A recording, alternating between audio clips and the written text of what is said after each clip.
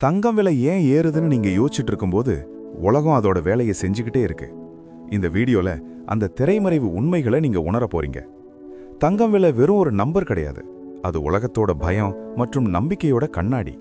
முதல்ல இந்த US federal reserve மற்றும் டாலர் வேல்யூ. அமெரிக்காவில் வட்டி விகிதம் ஏறுனா உலகம் முழுக்க இருக்கிற முதலீட்டாளர்கள் டாலர் பக்கம் ஓடுவாங்க. அப்போ தங்கம் விலை கொஞ்சம் மூச்சு விடும். ஆனா அங்க வட்டி குறைய போதுன்னு ஒரு பேச்சு வந்தா போதும், எல்லாரும் ஓடி வந்து தங்கத்தை கட்டி பிடிச்சுப்பாங்க. ஏன்னா காகித பணம் என்னைக்கு கை கொடுக்கும்னு அவங்களுக்கு நம்பிக்கை இல்லை.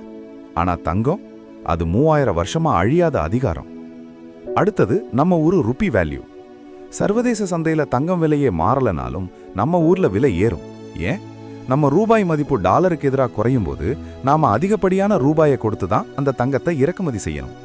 நீங்க கஷ்டப்பட்டு சம்பாதிச்ச பணம் உங்க கண்ணு முன்னாடியே அதோட வலிமையை இழந்துகிட்டு இருக்கு.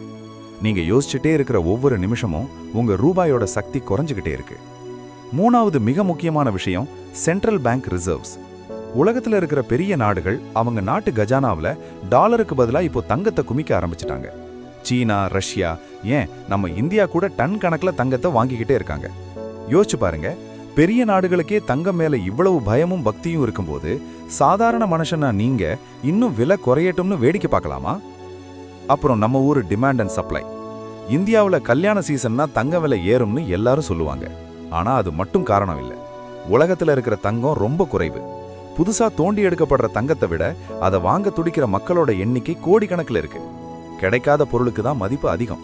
நீங்க இன்னைக்கு வேணான்னு சொல்ற அந்த 1 கிராம் நாளைக்கு இன்னொருத்தரோட கஜானாவுக்கு போயிடும். ஆனா இங்க தான் உண்மையை நீங்க புரிஞ்சுக்கணும். இங்க தான் எல்லாம் மாறப்போகுது. இந்த காரணங்களெல்லாம் உங்களுக்கு ஒரு தகவலா மட்டும் இருந்தா நீங்க இன்னும் ஒரு பார்வையாளர் தான். இந்த காரணங்களை தெரிஞ்சுக்கிட்டு நீங்க என்ன செய்ய போறீங்க? அங்கதான் உங்களோட ஒழுக்கம் ஆரம்பிக்குது. டிசிப்ளின் அப்படிங்கிறது வெறும் காலையில சீக்கிரம் எழுந்துக்கிறது இல்ல. விலை ஏறினாலும் இறங்கினாலும் உங்களோட இலக்க நோக்கி நகர்றது தான் உண்மையான ஒழுக்கம். தங்கம் விலை ஏறும்போது ஐயோ ஏறுதேன்னு பயப்படாம, இறங்கும்போது இன்னும் இறங்குமேன்னு பேராசப்படாம உங்களால ஒரு முடிவை எடுக்க முடியுமா?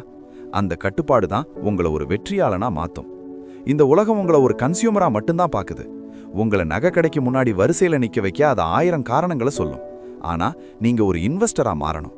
உணர்ச்சிகளுக்கு இடம் கொடுக்காம அறிவோட செயல்படணும். சுதந்திரம் அப்படிங்கிறது யாருடைய தயவும் இல்லாம வாழறதில்ல. பொருளாதார ரீதியா நீங்க எடுக்கிற ஒவ்வொரு முடிவும் உங்களை சுதந்திரத்தை நோக்கி கூட்டிட்டு போகணும். தங்கம் உங்க கையில இருக்கும்போது உங்களுக்கு ஒரு தைரியம் வரும். அந்த தைரியம் பணத்துல வராது. ஏன்னா பணம் அச்சிடப்படலாம், ஆனா தங்கம் உருவாக்கப்பட முடியாது. இன்னும் கொஞ்ச நேரத்துல மார்க்கெட் மறுபடியும் ஓபன் ஆகும். மறுபடியும் நியூஸ் வரும். மறுபடியும் யாராவது ஒருத்தர் இப்ப வாங்காதீங்கன்னு அட்வைஸ் பண்ணுவாங்க. ஆனா உங்களோட எதிர்காலத்தை தீர்மானிக்க போறது அந்த அட்வைஸ் இல்ல, உங்களுடைய செயல்தான். காலம் உங்களுக்காக நிக்காது, விலை உங்களுக்காக குறையாது. உலகம் அதோட பாதையில போய்கிட்டே இருக்கும்.